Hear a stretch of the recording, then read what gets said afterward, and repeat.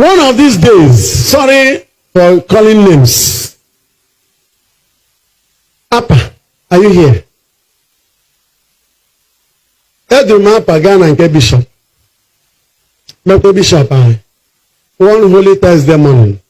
Say good morning, my Lord. I say, Mbaka Dugwanama. He said, no, way, Father, I na by the Adoration minister. He will join Ako, Adoration, and they get him tape, he hope. Say him the big wagabo. No way, Father, 8 years in a boot. Buna Benna. Ask the name around the Maria. Marono. So, no major. Or some matter like when I can't. When his father was in, father cannot say it. We say, okay, Oblomo Akita. I say, no, go, I'm apology. Man, I can't man, it won't get joy or Puliha. If you caricature the ministry and name, Menota. We say, no, my baron, defend the Amaki defend. No, can you notice? No matter man on an Enugua. Our ministry at Chineke. Because them Maukano na Nigeria na Igbo na Africa. So, as me tukana fana kesa na me Ejike padi mama na chegwa ge no no be ni aga ajukwa na ha. So sapa ka happen. I will tell na be father. We boy. O go from o dey charo comfortable. Mi ye father no ko na ebe. Abura ta ko me. Even a worse ye. Going into where's if I come can I give ya? India, but daddy. Get a chance for me rather much. What's that for a come? Because I chop me. Come pustan. It's a little bit for those and when you are facing me, don't see me as a priest, because I don't want to see you as a priest. So, Abuni will so.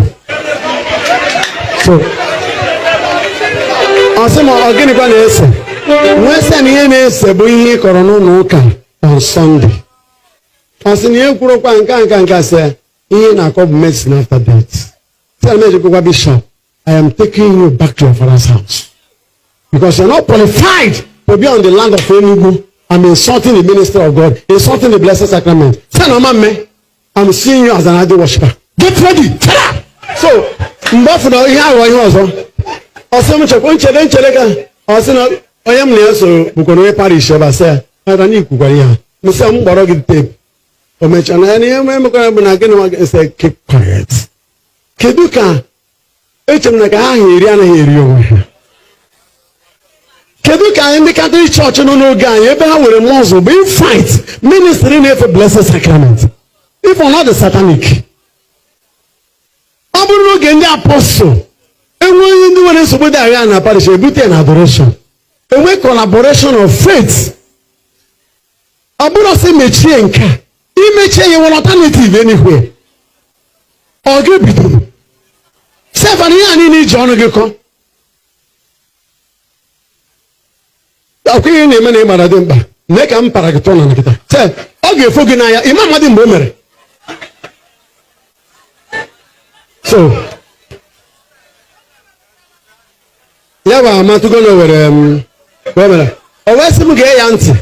No, but on the put on him there. Mamma with the auntie first. Before me marry him, Charime.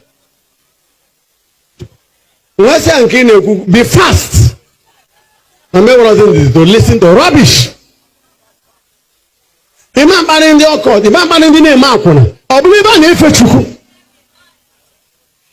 If I need to justice, the Batanian State.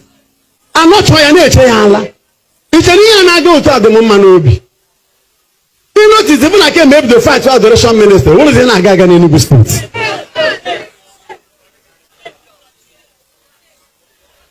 Abu no mena ni abo kambara Chineke dotaro buta. Ebe obu nke obu na-ekwu na ome nke obu na-ekwu na ubune ka ị ga-ama na ihe na dey eme ba.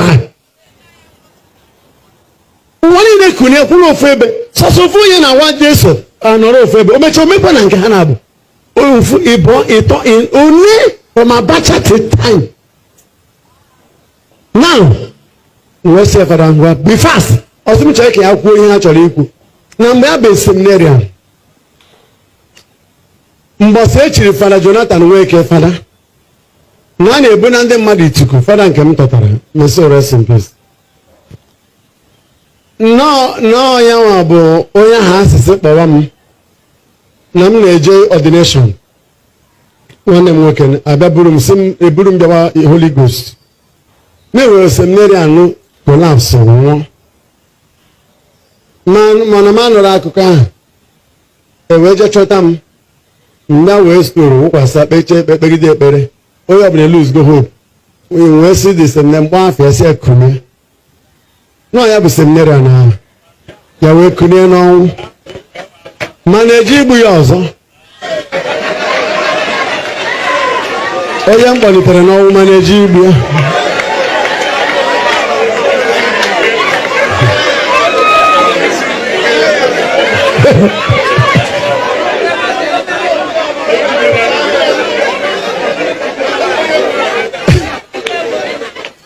Mkpanitecha ya na ọnwụ ma bịazigbuo ya ebe a. Ya dị sọrọ ya ma nkuzi ọzọ. Wee sị oke adoration zọrọ gị ndụ. Ka iji eme karikachọ. Andọ ha kụnye maka ama na bishọp anaghị abịa ebe a. Je gbara ya ofe ashịrị. Sọpọtụ ashịrị ahụ.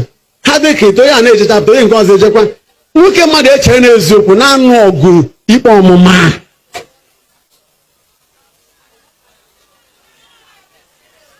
Behudu jilaka gị chọpụta ihe a na-akọrọ gị. Ministri ịfụnanya na-eme ihe ndị apọstụl mere mgbe ochie. Oge Peter Land na Sujopa Land ya asị na-ekwe akwa ọ kwachala anyị na-ekwe oge a bụ na ọgọ ka eji mara ụka ọgọ a na-ekwu na ọ ga-amaka na ọ ga-amaka. Tekita afọ ebe ndị nne na-azụ elekshọn CWO a na-achọ dibịa a ga-ejecha many of them. Ndị nke CMO oluzie nke parish council. What is the problem?